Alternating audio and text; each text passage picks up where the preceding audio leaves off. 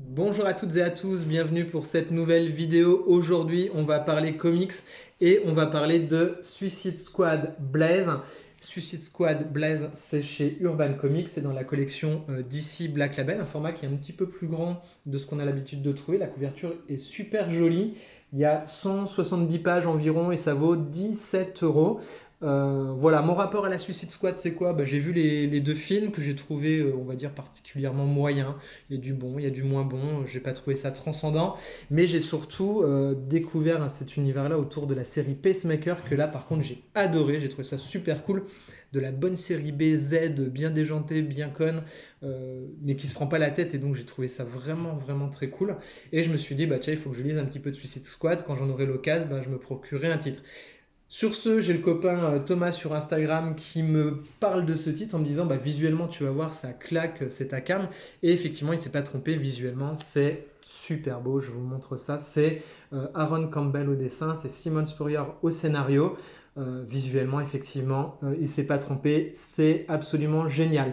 Le pitch c'est quoi? On a un espèce de super supra-humain qui décime du monde sur la planète. Et on va faire appel à la Suicide Squad pour régler ce problème-là. La Suicide Squad va être un petit peu, on va dire, des espèces de nounous de 5 êtres humains qui font partie d'une expérience. Cette expérience s'appelle le brasier. Expérience assez dingue qui donne des pouvoirs comme ça à ces personnes-là. Et voilà, donc là on a le méta-humain sous cette forme-là. Je vous spoil pas trop parce que ça arrive assez vite dans le début du récit. Vous voyez, visuellement c'est quand même super chiadé. Et donc voilà, ça va être cette histoire-là. Pour le coup, voilà, on retrouve la Suicide Squad, classique un petit peu, comme vous avez l'habitude de les voir. Je vous montre un petit peu les dessins parce que c'est vraiment le gros plaisir. Et pour le coup, par contre, l'album, moi, m'a laissé un petit peu sur ma faim. J'ai trouvé ça moyen. Alors, il y a des trucs qui fonctionnent très bien, il y a des vannes qui marchent bien. Il y a dans l'histoire aussi des thématiques abordées qui fonctionnent pas mal sur la réflexion, réflexion philosophique. Enfin, il y a des trucs qui fonctionnent bien. Mais dans l'ensemble, j'ai trouvé ça, voilà, pas foufou non plus. Je me suis dit, c'est quand même pas le meilleur récit que je suis en train de lire. J'ai trouvé ça un petit peu laborieux, j'ai dû m'accrocher pour aller jusqu'au bout. Le premier chapitre, j'ai trouvé plutôt bien, la mise en place fonctionne bien, et ça se perd parfois. C'est un petit peu, j'ai l'impression que ça a le cul entre deux chaises, entre des moments un peu trop réflexifs, qui se veulent un petit peu trop intello, et puis des moments un peu plus d'humour. Alors un peu comme les films, finalement, je trouve que ça a le cul entre deux chaises. Et, euh, et voilà, je trouve le côté assumé de la série Peacemaker, si vous voulez, série B, fandard, voire nanar assumé, complètement con, fonctionne très bien. Et du coup, là, l'équilibre entre les deux, pareil, dans ce récit-là, je trouve, c'est un peu bancal. Alors, des moments où on est là dans une réflexion qui a l'air intelligente, mais qui se perd un petit peu. Et du coup, on sent que le dessinateur, même s'il fait des super trucs, c'est un peu fouillis, un peu brouillon. Et puis, par moments, des côtés un peu plus déjantés qui marchent bien.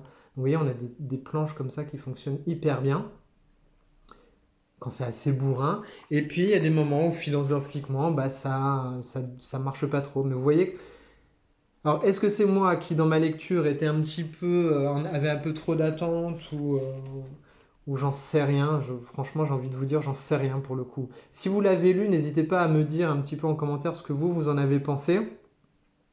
J'ai un autre poteau sur Insta qui lui a abandonné sa lecture au chapitre 2. Vous voyez, visuellement c'est beau, ça donne envie. J'ai presque envie de le relire. Alors du coup, super cette phrase-là. Je vais le garder dans ma bibliothèque et je vais le relire, je pense, un peu plus tard, en me disant que peut-être je suis passé à côté parce que j'avais peut-être trop d'attentes ou une attente qui n'était pas bien formatée par rapport à ce que le titre avait à me raconter. Et je verrai bien ma deuxième lecture si effectivement le titre est vraiment trop bancal et que je le revends à ce moment-là, ou si effectivement je suis passé à côté de quelque chose. Mais vous voyez, visuellement en tout cas, vous en prenez plein la tronche. En termes d'histoire, le pitch est plutôt intéressant au départ, et puis je trouve que voilà, ça se fait un petit peu des nœuds au cerveau, pour pas grand-chose, quoi. Pour le coup, je trouve que c'est une lecture moyenne. Si vous le trouvez en occasion, je pense que ça peut être intéressant de vous le procurer en occasion. Ne serait-ce que visuellement parce que ça a du sens, mais pour l'histoire, pour le coup, je suis un petit peu mitigé. Donc n'hésitez pas à me dire en commentaire ce que vous en avez pensé. Et voilà, donc la vidéo est maintenant terminée. Si vous avez apprécié, n'hésitez pas à mettre un petit like, vous pouvez la partager également.